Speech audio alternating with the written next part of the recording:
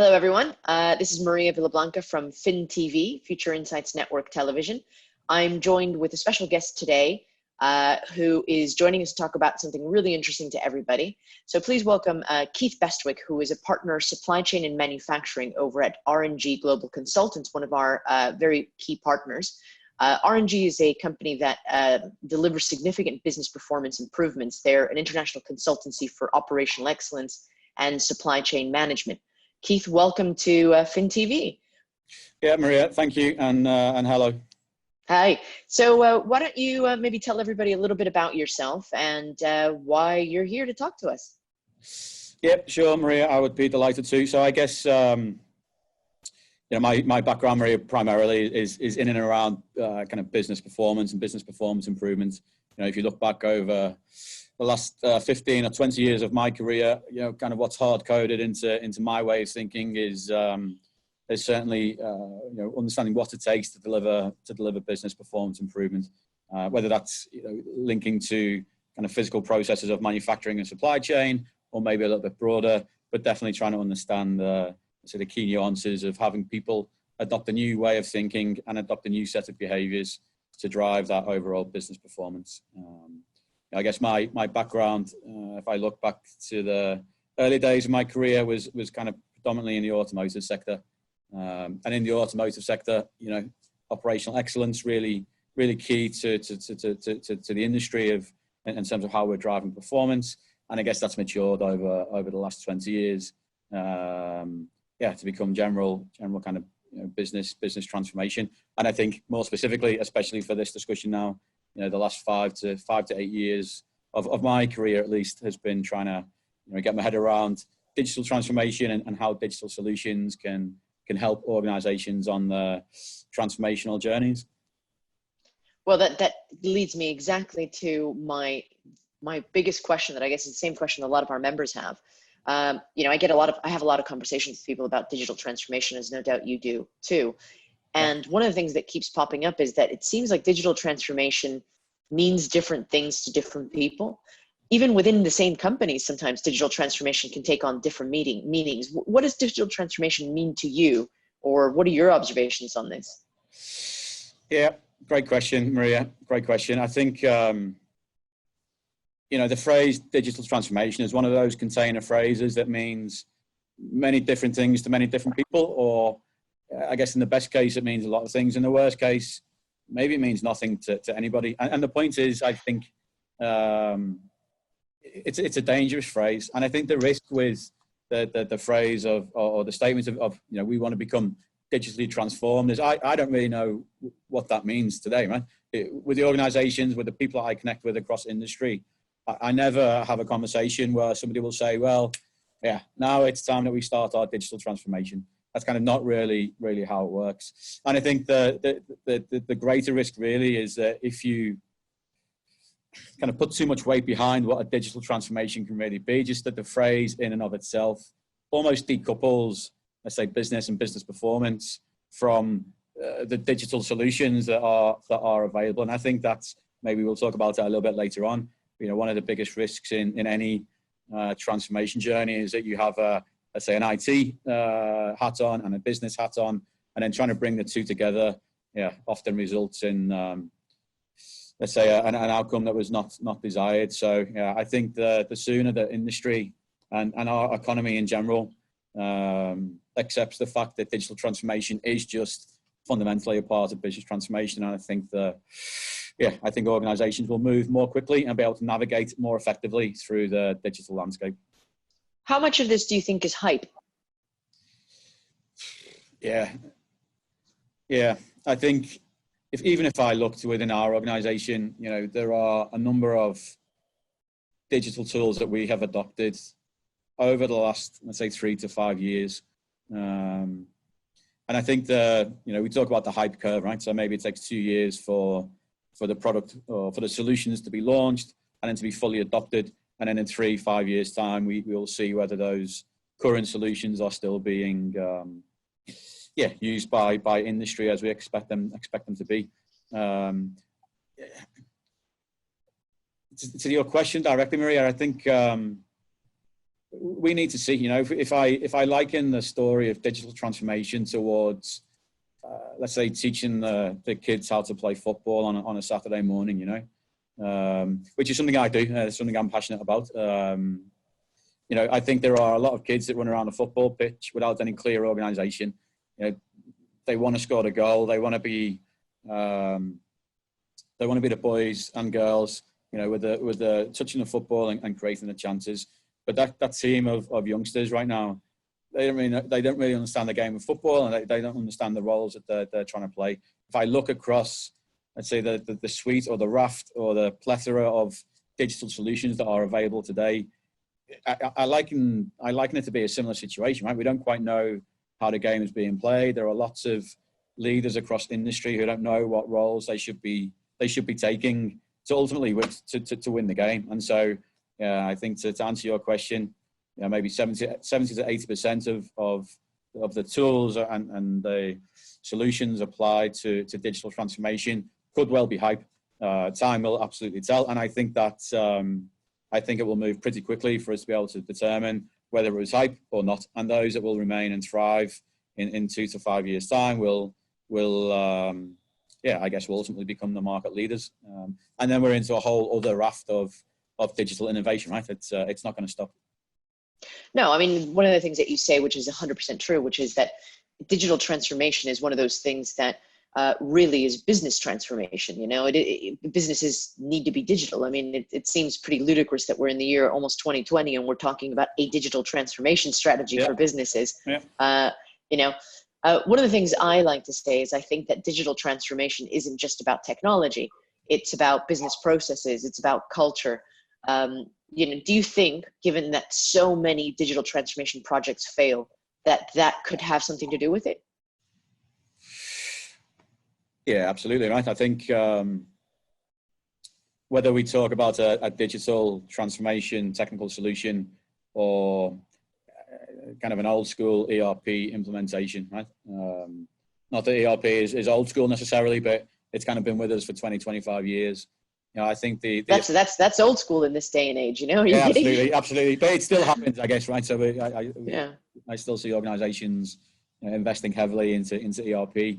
But in spite of the, let's say, the strength or the capability of those technical solutions, of which many are available now to organizations across industry, be that digital twins, be that process mining, be that a classical ERP implementation, the effectiveness of that implementation is going to be a result of kind of how the quality of the technical solution, but then moreover, it's about the adoption and the ability of people to shift their way of thinking and therefore kind of create that mental headspace to shift their way of behaving.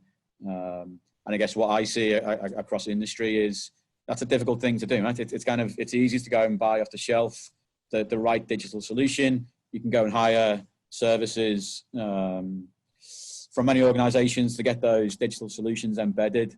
But I think the key challenge for any change initiative in and around the digital space is kind of always what it's been, which is, how to adapt and how to adopt a new set of mindsets and behaviors across the organization. And the organizations that I see doing that well at the moment are those organizations that have, let's say, leadership that have a data-driven mindset. What do you mean by that? I mean, data is another one of those big things that is hyped up and also misunderstood, perhaps. What do you mean by having a data-driven leadership or data-driven mindset? Yep. You're right, Maria. It's one of those questions. If I ask a prospect or a customer of mine, are you data-driven? 99% of the time, the answer is yes. But what does it really mean? Are they really data-driven? Yeah, absolutely, right. So I guess the key question then for me is always: so you're a data-driven leader. Are you really tuning into the sources of data that exist across your business processes? Whether that's a procurement function or a marketing function or a HR function or across into supply chain and manufacturing. Are you really embracing all of the different sources of data that are available to you? And today, Maria, 2019, in spite of the volume of data that you have or the let's say, the unstructuredness of data that's out there. You know, the excuse of we have many legacy systems or we've got old technology.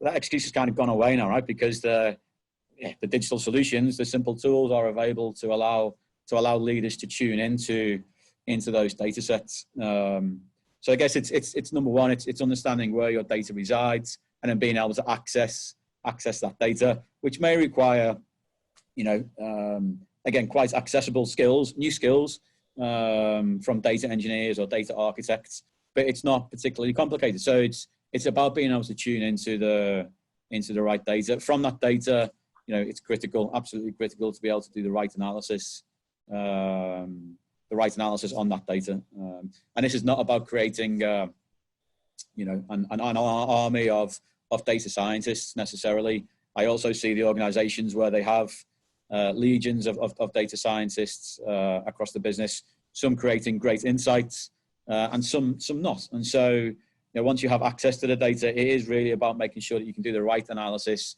apply the right analytics to that data, which ultimately brings about the new insights around business performance. And I guess to the point whereby you have some new insights on the table that are driven by the analysis from the data that you got from your business process that maybe you didn't realize that data was already available. That's where we can link it a little bit into the kind of whole change strategy. So with new insights comes I guess the cliched paradigm shift, but once you've achieved that paradigm shift through new insights, then the speed to driving the decision making and moving through into execution, I think becomes it can go far more quickly. And so, you know, those organizations that do digital transformation well have a leadership team that are data-driven leaders. I think those organizations where digital transformation fails, you know, I think the leadership team have possibly abdicated that responsibility of really being data-driven.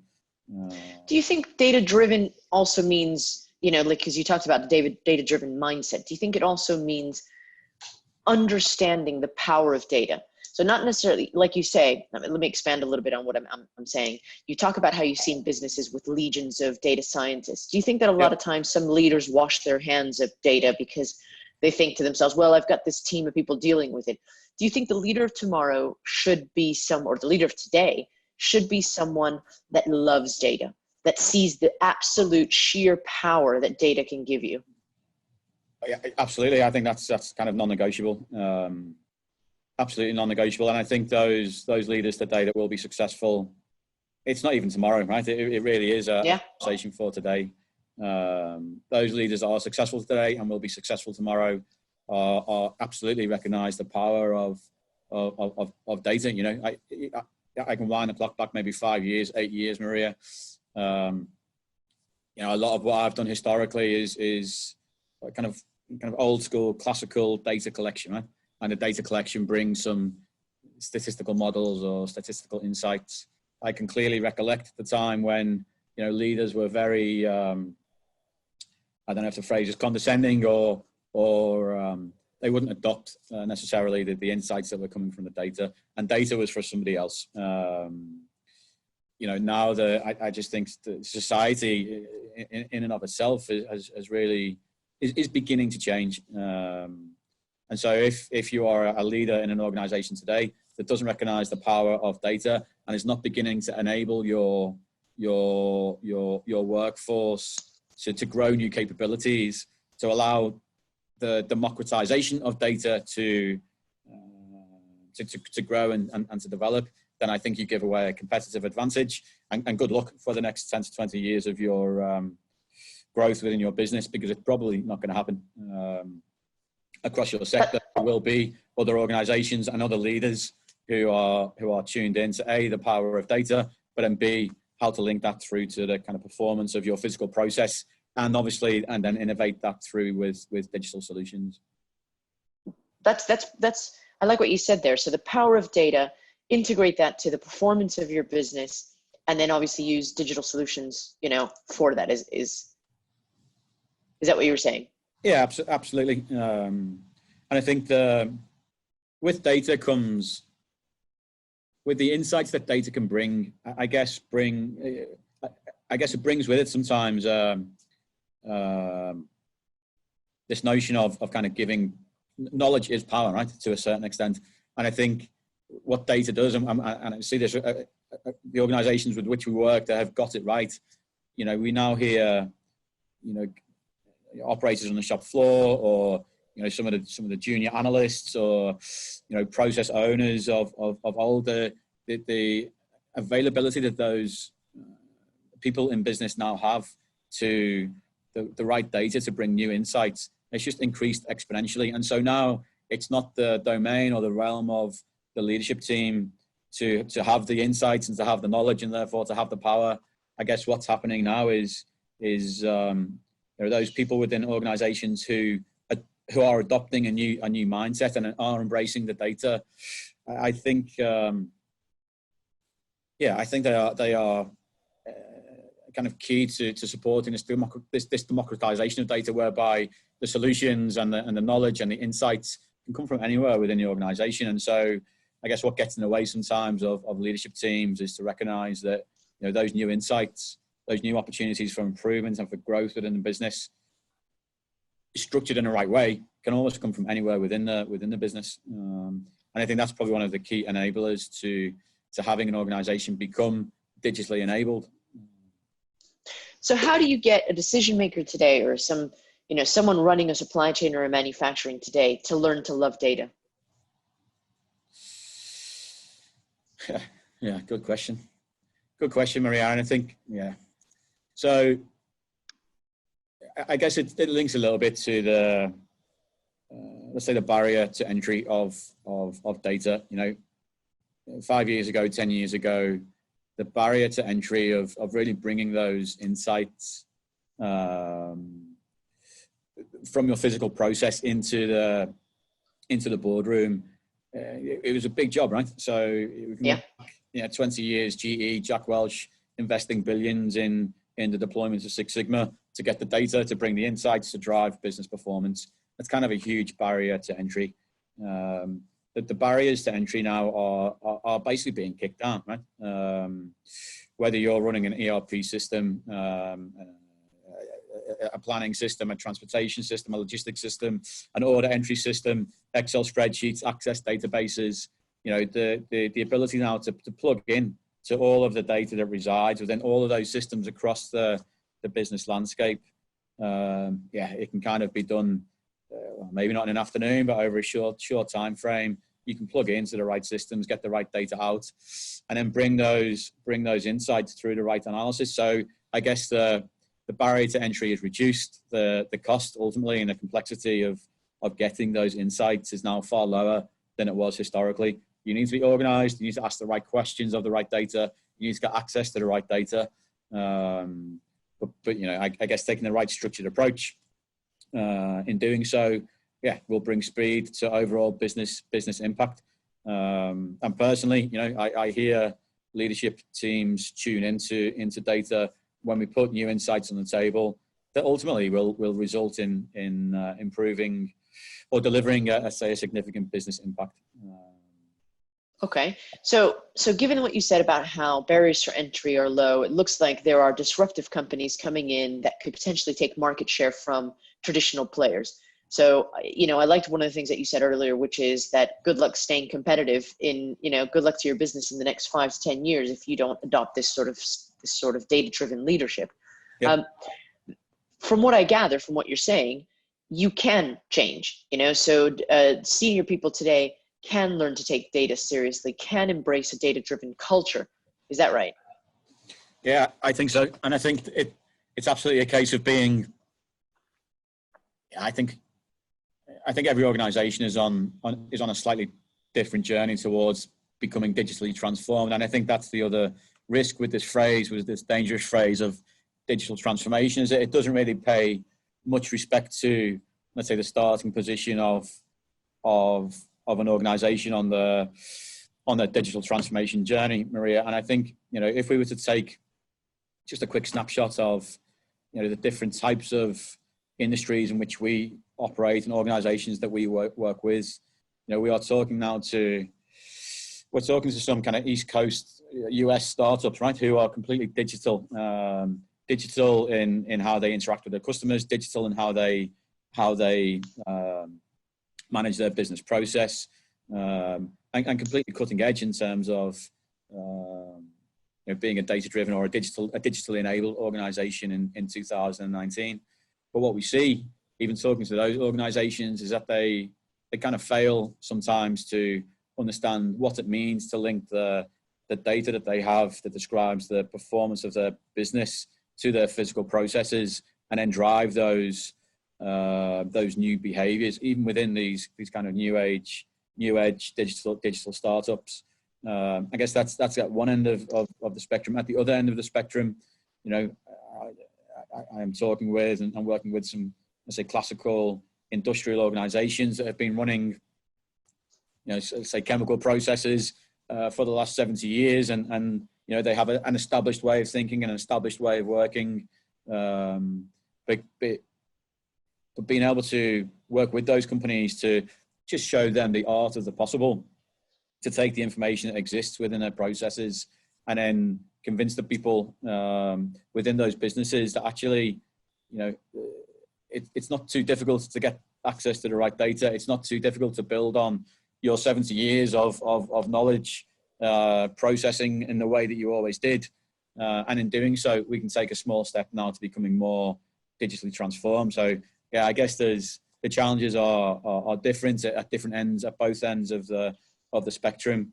But I think what's important is to be respectful of the fact that everybody's starting position is slightly different. And as I said, I think at the top of the call, there is no switch that will be flicked overnight that will say all of a sudden we are now a digitally transformed company. Let's take it back. Let's take it back. Sorry. Let's take it back, Keith, to business processes. Yep. We talked about digital transformation. People seem to be focusing on the digital aspect of digital transformation. You hear a lot about AI, and you hear a lot about robotics and machine learning and blockchain and, all these fantastic, great new words. But if they're layered on top of old-fashioned business processes or processes that don't work, is that one of the reasons why digital transformation projects fail? Yeah, I guess so. I think there is. I had a conversation last week with a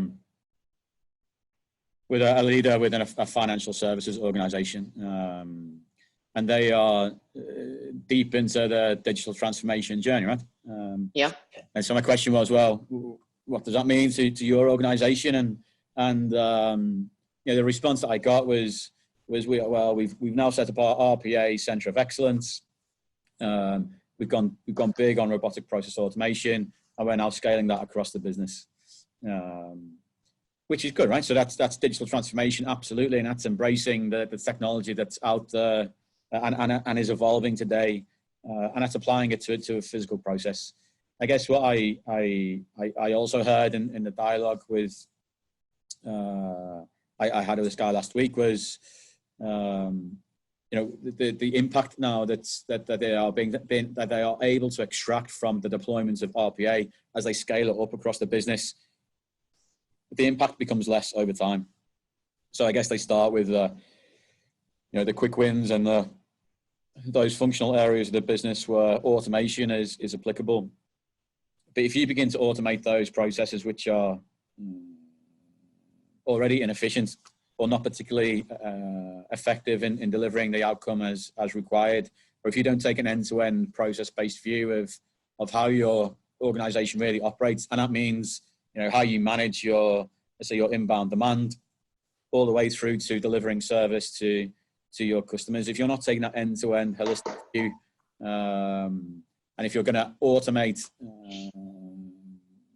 let's say tasks or activities within those processes almost on an ad hoc basis, well, the risk is you then build inefficiency into your process, and you make it 10 times more difficult to unpick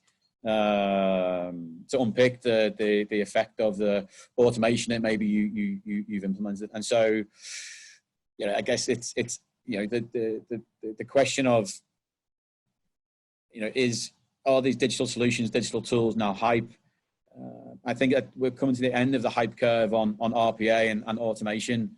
And now what's becoming abundantly clear to me, at least, is the new tools which are becoming more prevalent and more available with a lower barrier to entry, such as process mining or creating a digital twin. Yeah, we are now able to kind of expand our view of overall business process performance, and not to automate in isolation and build an efficiency and create the satisfaction at the customer end, but then be able to take a holistic view, very much data driven, very much by creating a digital twin, and then almost in a like an exocet missile, right? You can then deploy automation with a very specific, targeted, focused outcome. And so I guess that's one of the risks I see, certainly across the service sector, is kind of the adoption of automation, missing the business impact. Whereas now there are tools out there, absolutely, that can ensure that you deliver that business impact overall. Do you think that a lot of times technology is purchased or implemented within a business without looking at the business case for the sake of technology? Yeah, I think so. I guess my way of working classically has always been to stick the dollars on the table and really stand behind the return on investment that's available. Again, linking a little bit back to the story around automation, the conversation I had last week, there is kind of certainly across financial services, I think there is to maintain a competitive advantage, organizations know that they need to adapt and adopt new technologies. And so, maybe it gives some comfort or some satisfaction to business leaders today to invest almost for the sake of investing, quite knowing that maybe the investment is not necessarily going to pay off in the short term, but equally, I guess the chance to learn and grow and develop as an organization towards something which is becoming digitally transformed, or to have a leadership team become more data-driven in their mindset. I guess that is a payoff in and of itself. But yeah, the pace of change, the complexity within organizations, the complexity of deploying the right tools in the right way, I think it's getting more difficult. And so investments for investment's sake, it's kind of it's a risky business, especially when you move away from, let's say, cash-rich blue chip organizations. The bets that are placed across industry, certainly more classical industrial organizations, those bets need to be well informed and well judged. And so, investments for investment's sake is not going to pay off across our whole economy, I would say. What advice would you give to companies that perhaps when they're listening to this podcast would think, well, I think we do take data seriously, but then deep down actually really start to think about it and think maybe we don't? Yeah, I think it's all about how you view. It's really how do you view. The question in my mind is always, how do you really view digital transformation, and how do you view the adoption of a data-driven mindset within your organization? And we've spoken a little bit about what it means to become a data-driven leader. It's about accessing the right data, doing the right analysis, bringing those insights, driving the decisions, and then executing. I think that's absolutely key to kind of getting started on that journey. I think the ability, or sometimes the inability, to link the data that you have to the performance of your physical processes. I think the ability to make that link is absolutely key to helping shift the mindsets and have the people within organizations see the brutal reality of their own performance, or the beautiful success also of their own performance. But you need to be able to link that data to physical processes. I think once the data is linked to the physical process, it's then clearly, you need to build the analytical capability across the organization, which means not only being able to access the information that resides within the process, it's also having access to the right tools and the right solutions, and having the skill set and the capability to take some meaning from the analysis, from the insights. And that's not just an IT-led or an IT-driven initiative, right? That's really where, you know, IT and business really needs to come together. And I guess at some point in the near future, that dissemination of IT and business will ultimately, I guess, become less. And then I think another key element to the whole getting started on a transformation journey is knowing that there is a landscape of digital tools, which is, to be quite honest, it's quite overwhelming. And as we spoke about earlier, Maria, that the pace of change is so quick that those digital tools and digital solutions, they will change again. You know, on an 18-month, 2-year cycle, I expect to see new solutions coming to the market. And so as you build analytical capability within your organization, you need to make sure that you have your organization prepared and ready to accept new digital tools and digital solutions. And then I think it's, finally, and maybe something last but not least, is that ability to really believe in the democratization of data and information, and be prepared to give away that power now to the whole organization. And I think that's really what that's the dialogue that I like to have with leaders in industry today when they are thinking about, you know, how to improve business performance and how to embrace the phrase digital transformation, and how do we really bring those two things together. So improving business performance is very much the ultimate goal, isn't it? Not adopting technology for the sake of adopting technology. And being able to see how that data can be linked to improved performance within their businesses. Is there sort of I don't know, is there something that you do when you go in to talk to organizations in advance of speaking with them to ascertain how their mindset is with regards to data and digital transformation? Because I imagine you don't take on every project. You take on the projects that you think, well, people have the right mindset or can change. Yep. Yeah. And I guess I also need to be clear, Maria, in that, you know, what I don't do and what we don't do within our business is necessarily push a technological solution or a digital solution into an organization. I guess where we always start the dialogue is really to tune into what are the real needs of the business. We can sometimes talk about the maturity of an organization to accept a more digital way of thinking. But primarily for us, and certainly for me, you know, if there is no real business purpose or real business need behind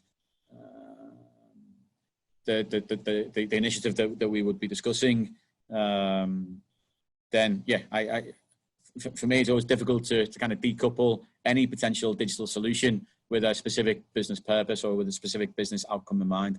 And so I guess the first step that I always take with any organization is really to make sure that the organization is absolutely tuned in to the business outcome it's looking to achieve. And that will always come back to classical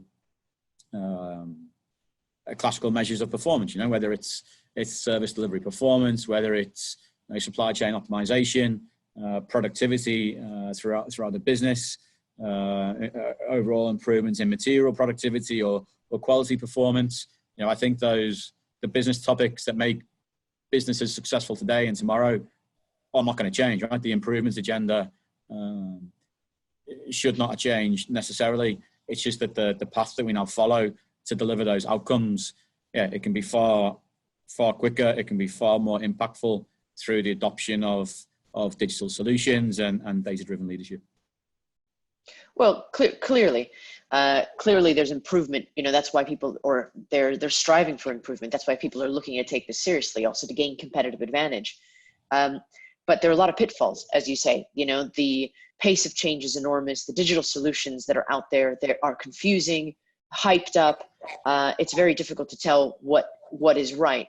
I think it's important to talk to companies like yourselves, talk to you, to really ascertain whether or not the business processes underneath are actually up to scratch.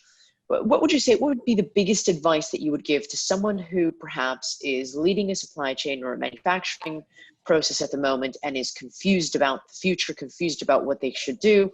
What do you think they should be looking to do right now? I think what's always absolutely key in determining how to, it's that classic question, right? How to get started.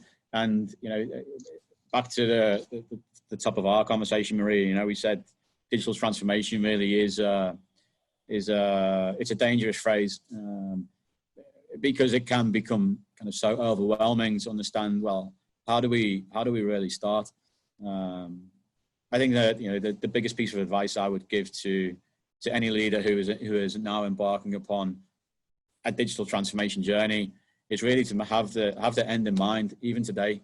But the end is not in 5 years or 10 years time, in spite of what a digital strategy might suggest. The pace of change and the enablement of digital solutions, it is so quick now that I think, you know,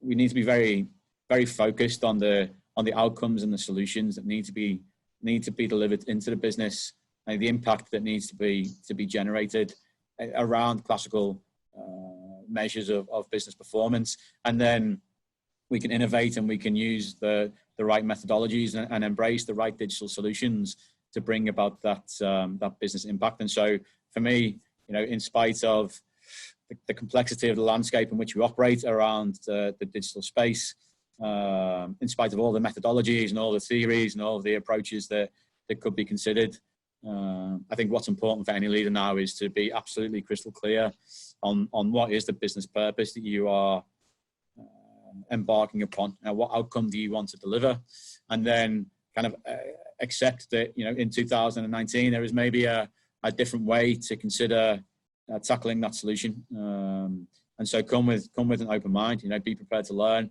be prepared to move quickly, and absolutely be prepared to accept a new way of thinking to bring new performance.